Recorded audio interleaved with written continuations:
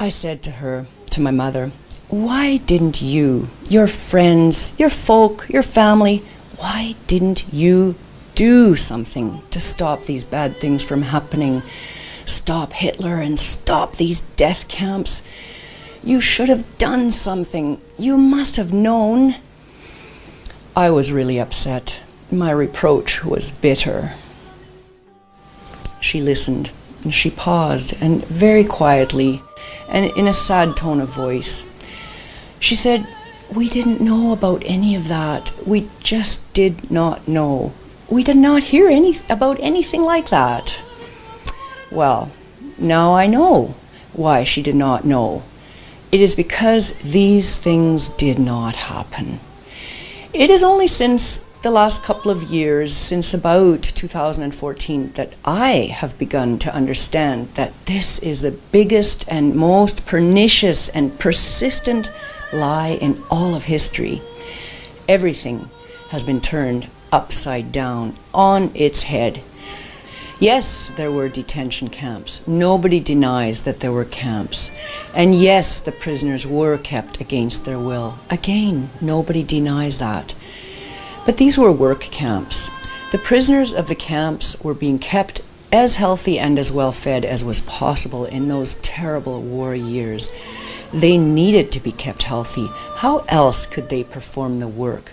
It was war, and so the camps were basically armaments factories. And how much sense does it make, by the way, to have a hospital in a death camp? There were no gas chambers there. The only gas that was used was to get rid of the lice. Lice carried typhus, and typhus was a deadly and rampant disease.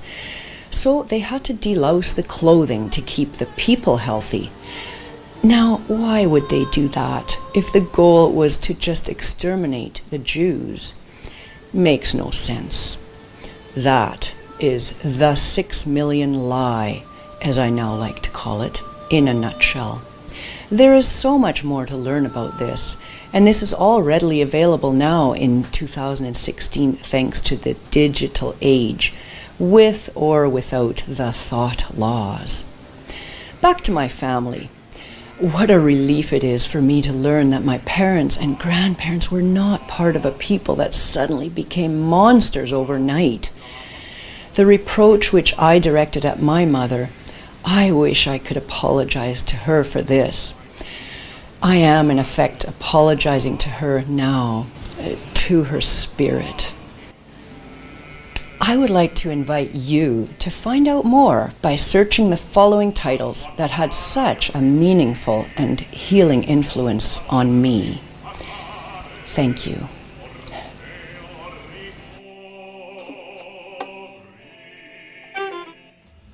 Okay, so I want to preface this video with kind of like a brief explanation for viewers about why I disappeared from Twitter a few days ago. I don't know if I could say there's good news and bad news, but there's bad news, man.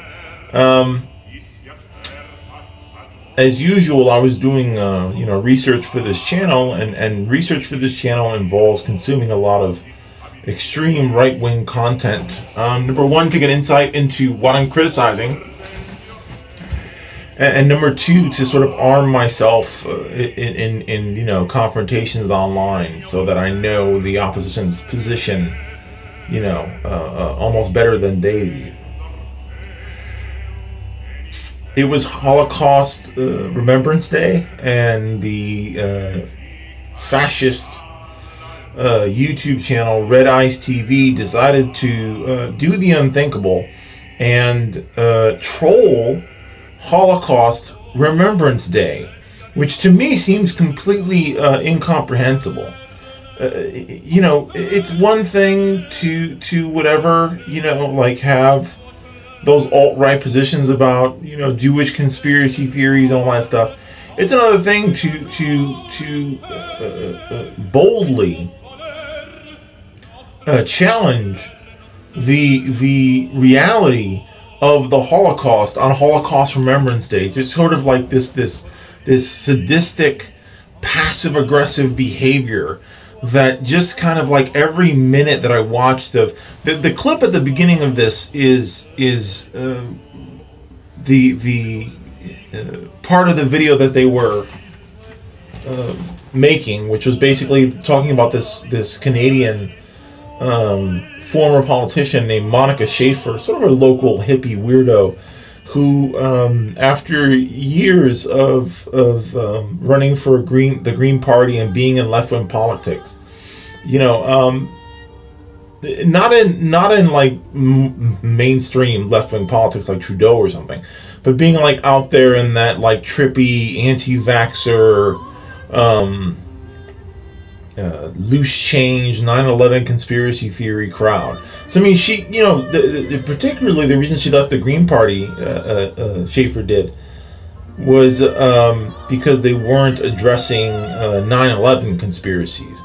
So, you know, you can't be a serious political party in 2010, 2011 when she left, and still be harping on, you know, was 9/11 an inside job? And, you know, she was probably primed for anti-Semitism, because a lot of the loose change 9/11 theories are built on the premise that the Israeli government gave some kind of heads up to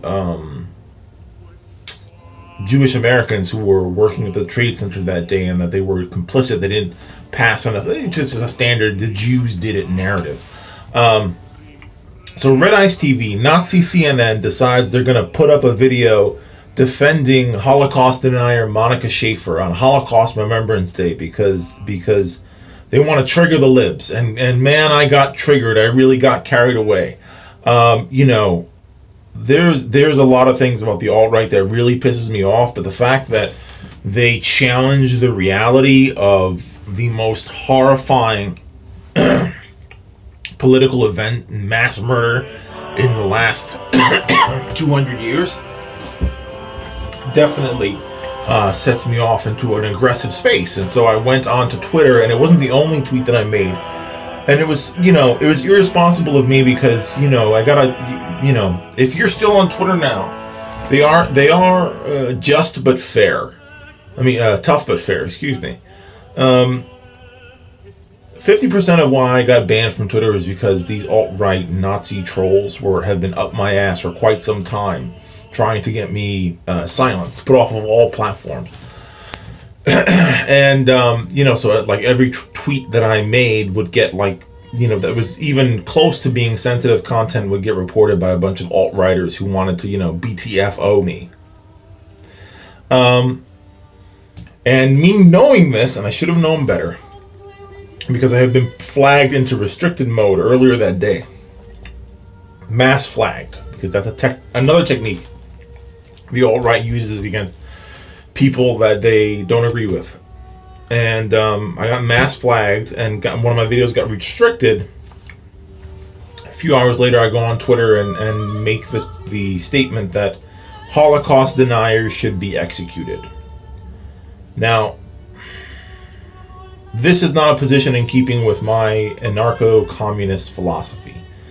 My philosophy around political enemies is not to condone Holocaust denial, but I can't imagine any workers' council approving beheadings for this kind of toxic, egregious political speech, but still, you know, it was a very extreme, hot-headed reaction to seeing the Holocaust denial video and Holocaust denier being defended.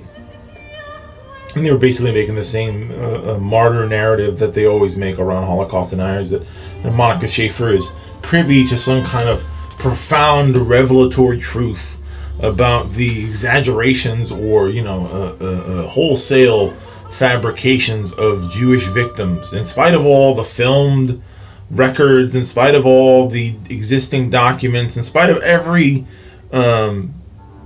you know, in spite of all the court rulings against Holocaust deniers, that in fact the Holocaust in a British court. I'm going to do another video on this later, but you know, there was a trial in Britain against a Holocaust denier who was suing a professor libel, and one of the resolutions of that trial was that they found beyond a reasonable doubt in an English court that there is enough evidence to verify the Holocaust, and not to discount. Look, I believe the survivors of the Holocaust. I don't think that there's any motive for people who survived the motherfucking Holocaust to exaggerate or create lies for sympathy. We have the footage of what happened when these people were freed from Auschwitz and a million other camps. And a lot of these Holocaust deniers, they had swimming pools at the camps and stuff like that. That's all a bunch of horse shit, because they create the platform to emotionally exploit and brainwash other people with within plausible deniability. So, Monica Schafer seems like she's someone who has